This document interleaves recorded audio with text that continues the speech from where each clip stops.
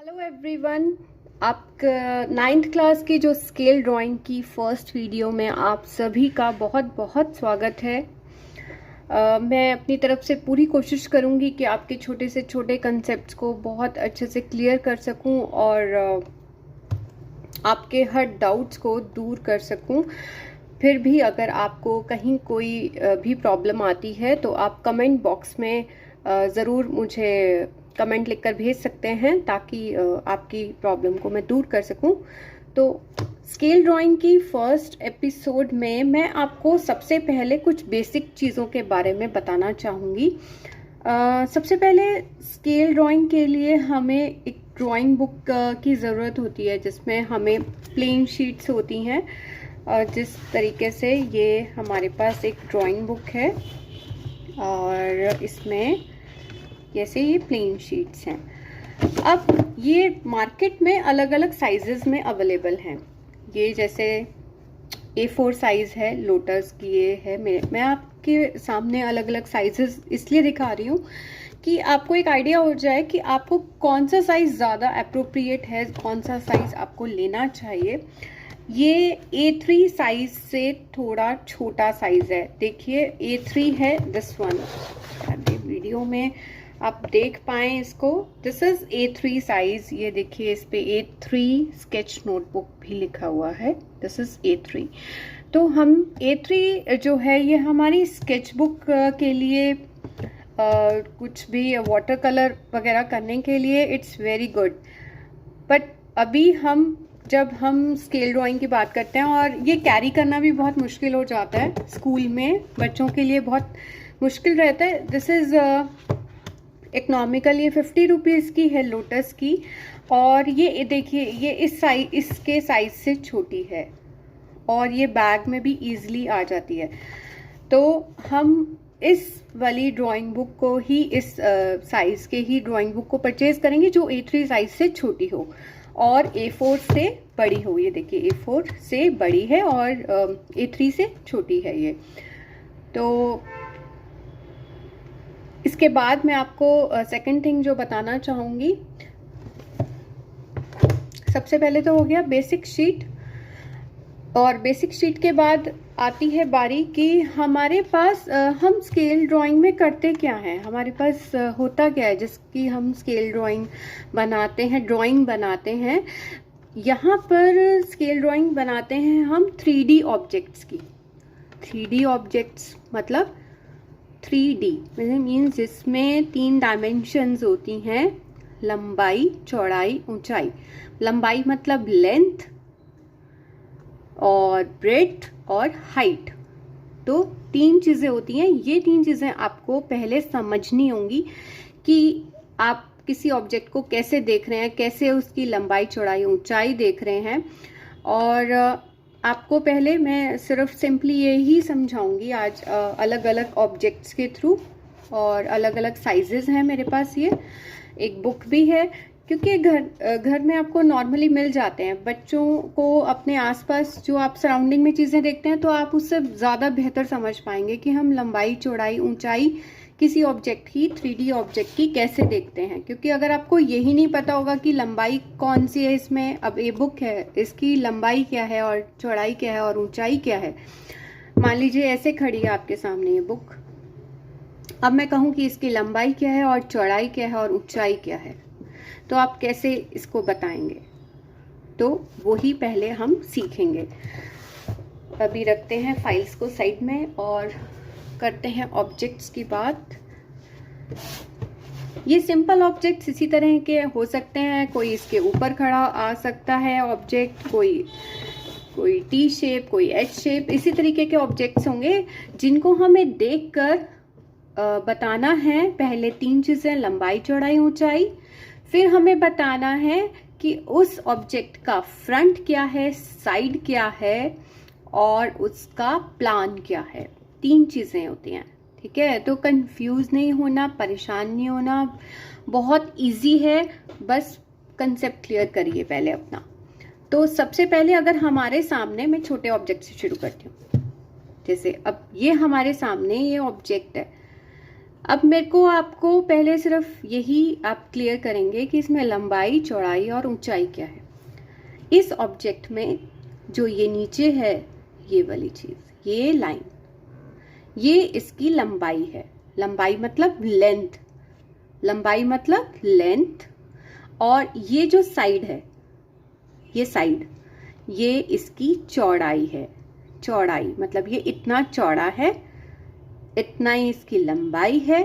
और इसकी ऊंचाई, ऊंचाई हाइट, हाइट हमेशा वर्टिकल होती है, खड़ी, ये खड़ी डायरेक्शन में, तो ये इसकी हाइट है। तो 3 चीजें हमने पहले बताई, लंबाई, चौड़ाई और ऊंचाई। मैं पहले इन्हीं 3 चीजों को आपको तीनों ऑब्जेक्ट्स में अलग अलग बताऊंगी। अच्छा, अब मान लीजिए यही ऑब्जेक्ट ऐसे लेटा हुआ है, ऐसे रखा हुआ है ये, और अब आपको बताना है कि इसकी लंबाई क्या है, चौड़ाई क्या है, ऊंचाई क्या है।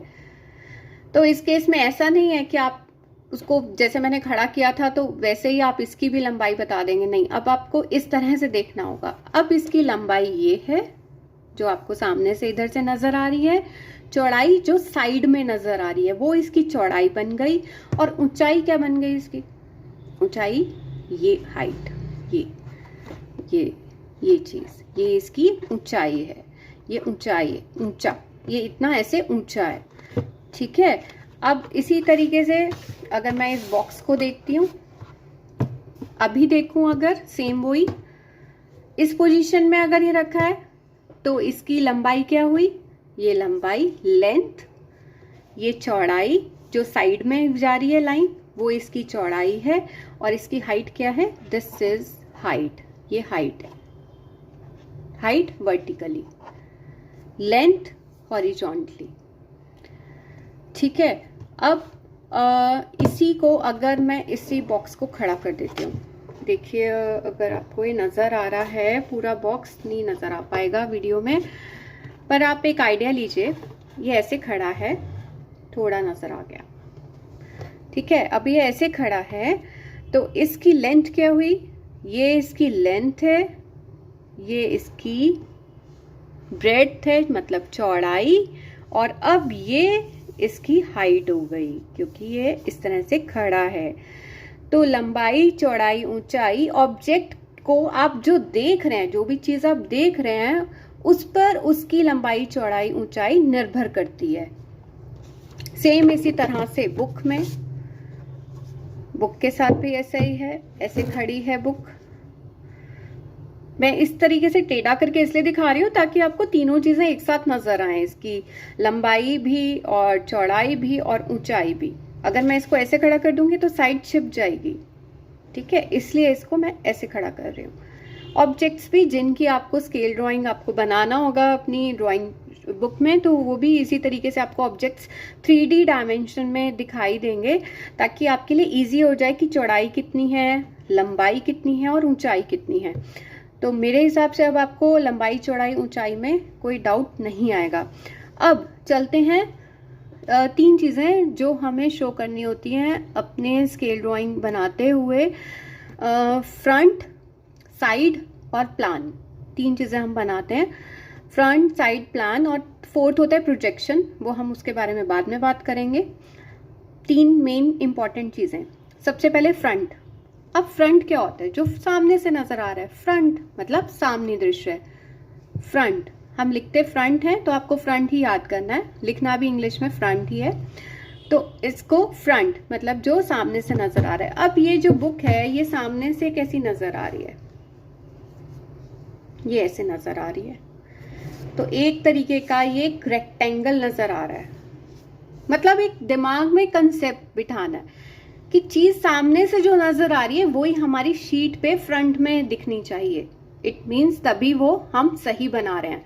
अगर मेरा ये रेक्टेंगल की बजाय स्क्वायर दिखने लग जाए, वर्ग दिखने लग जाए, तो इसका मतलब मेरी ड्राइंग ठीक नहीं बन रही है।